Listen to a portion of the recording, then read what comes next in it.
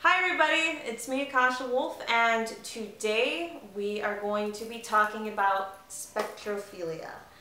And I actually got a comment about this in the previous video, which I thought was really interesting because I've been receiving a lot of messages and comments from people talking about this. Like, they've literally been asking me how to get a spell to get in contact with a succubus or an incubus for sexual favors, which that's not how it works. So yes, I've been getting a lot of questions about this that you haven't been able to see in the comments, because this is, like, you know, personal, private stuff that they like to send to me to ask questions about. And I don't understand why they want to make contact with a demon for sexual favors, because I don't think they understand how bad it can be. And today we're actually going to talk about a couple of things on Spectrophilia. And I actually was looking online and doing some research to see if I can find any more information on it, even here on YouTube, which I didn't see many videos giving actual solid information on Spectrophilia. And if you don't know what I'm saying, it's like, you know, basically intercourse and such with a spirit, ghost, or demon.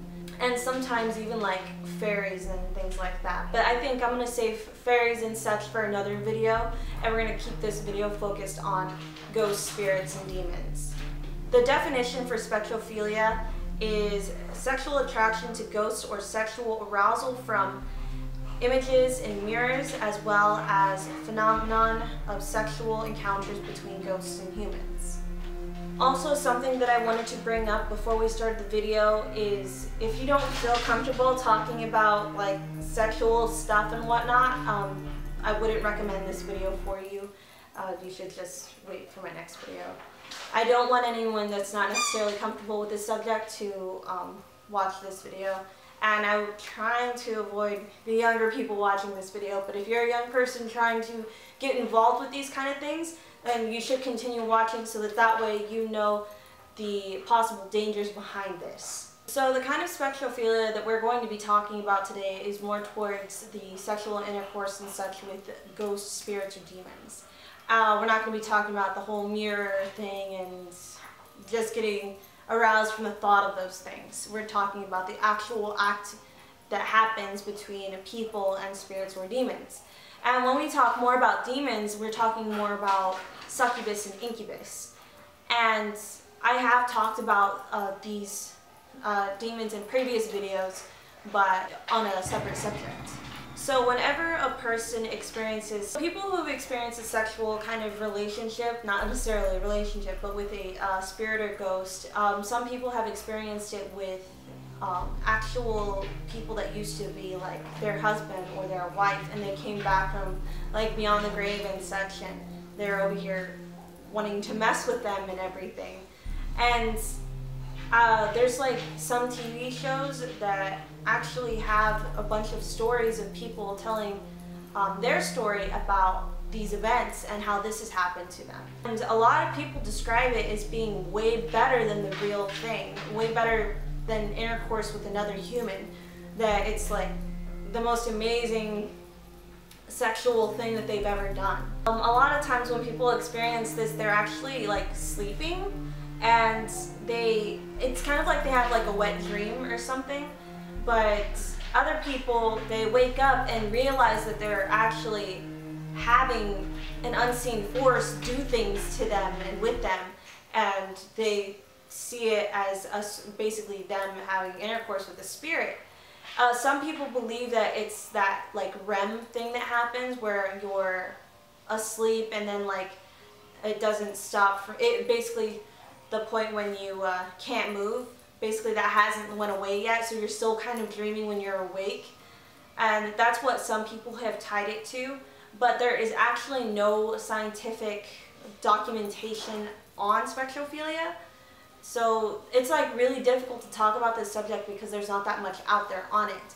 All there is are stories from people who have experienced it. When this happens and the feeling feels so good, I think what that comes from is when you're dealing with certain spirits or you're dealing with demons in particular, Demons, they try to suck your life force and your energy. So when they do that, I think it causes your body to feel a bit of a high. So it causes almost like a really nice, cooling, kind of buzzy sensation all through your body. And with spirits, they're actually not just touching your skin, they're touching beyond that and into your energy.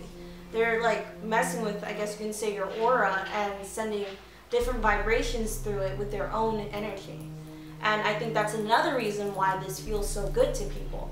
But in reality, I think that this shouldn't be a habit that someone wants to get into. People experience it and don't expect this to happen to them. Some people become aware of it and they try to continue having this relationship with this spirit. And there's actually celebrities who have come forth talking about their encounters, like Kesha and Lucy Liu. The reason why I don't think you should intentionally try to get into this is because you may attract the wrong thing. You may not be attracting a good ghost or spirit or anything like that. You might be attracting an incubus or a succubus. And when it comes to an incubus and a succubus, their intention is to drain you and to use you like a toy. Not for like just sexual fun. They want to use you to drain you of your life force and energy and drag you down. And this can cause physical issues with your body and your emotions. This can affect more than just you if you were to just purposely want to engage with the demon this way, because they're not there to love you. When they do this, it's not to love you or to bring you pleasure or anything like that. It's to hurt you by taking from you. And if you guys seen my chakra videos, you will find out how this can actually cause damage to your body and to your emotions. An incubus is the male version of this demon. They usually get involved with females. Succubus is the female version that gets involved with males. The succubus comes from, succubi comes from the meaning one who lies, I believe, underneath. And incubi comes from the Latin meaning one who lies on top. So when it comes to the succubus, usually it can be like one demon or entity.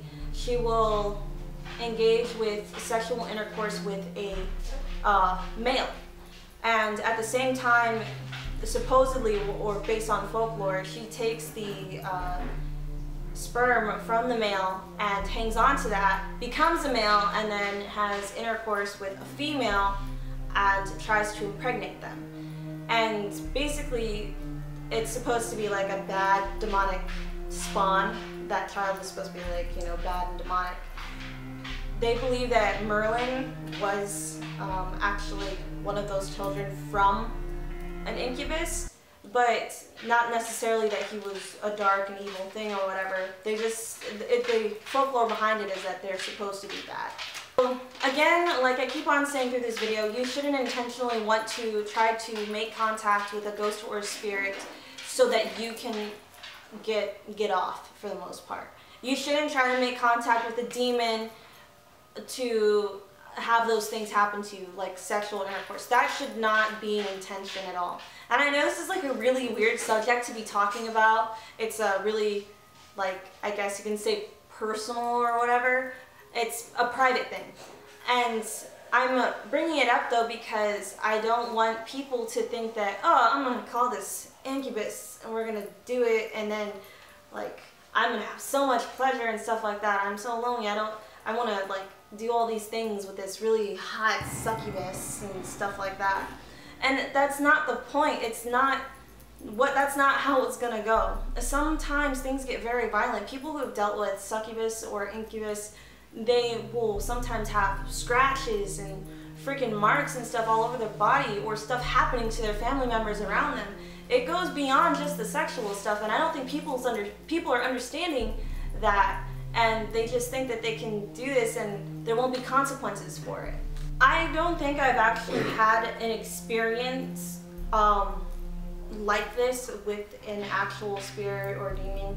I've had to where I've kind of felt like someone get on top of me and like even try to like thrust on me, but not exactly someone doing something like that with me. But my mother has actually experienced it, I think, like 4 times. And there was even a point where she felt someone crawl onto the bed in between her legs, and she looked up and there was no one there. And she knew that it was actually a spirit doing this. She's had other experiences and such like that. And she's described it the same way all these other people who have had these experiences have described it. Some other like little references of evidence and stuff like that I kind of wanted to give you guys so you had an opportunity to look more into other people's stories is Ghost Adventures actually did an investigation where someone claimed that an incubus or a succubus was actually there in their, I believe it was like a cabin or home or something, and Zach was actually trying to get it to touch him and stuff. He kept on saying, "Come and touch me, incubus," or "do something with me," when he's supposed to be calling a succubus, not an incubus. But there's actually an episode there that you can actually watch. I'll see if I can find it and leave a link in the description below. Travel Channel also had, I believe, like a TV show or series called Ghost Lovers. And there's actually a movie based on a true story called The Entity. And that is probably one of the most famous stories out there on this subject. To kind of give you an idea of those dangers and such with entities like that, I want to talk about The Entity a little bit, the movie itself. The Entity was based on Doris, I think it's Bither or something like that. I probably pronounced her last name wrong, I'm sorry. But she was actually being raped by an entity. And it wasn't just an entity, there was actually 3 entities within her home. 2 of them were small and one of them was very large. She described him as a large man. She said that the 2 smaller ones would actually hold her down while the larger entity would rape her. And she had other family members and even her sons witness stuff was happening to their mother and, you know, of course their family member. She could just be walking around the house and apparently would bump into this entity. She could be going about her day and it would rape her. And she would have bruises on her body and even on her inner thigh. She had investigators and I believe even a doctor come in there to check out what was going on, and she had all this evidence basically all over her body, and then they started picking up major evidence within the home. At one time, her oldest son saw his mother being tossed around the room, Doris, saw her being tossed around the room, and he tried to stop this attack. And when he tried to do that, he actually got thrown across the room in the process. But if you look online on this particular story, you're going to find a lot of pictures from the actual thing. There's one picture that's really famous, and it's where you see like an arc of light, and she's like standing there looking down, and there's actually investigators standing around her. During that time, they were actually there trying to provoke the ghost. They had her calling out to it and trying to tell the entity to come out and all this other stuff. She was cussing them out and everything like that. And they said that lights started showing up around the room, and then eventually like a man's upper torso started to form. You couldn't see his face, like details of his face, but you could see the upper torso begin to form. And instead of the torso appearing on camera, they actually got that arc. And I believe one of the investigators that were seeing this happen actually passed out because he was in such shock. Right now, there's nothing else that comes to mind. If there's any more questions you have on Spectrophilia, please ask me in the comments below. And if there's anything else that you would like to know around this subject, let me know in the comments and we'll see about doing a video on that. I have other videos coming up, of course, on other subjects.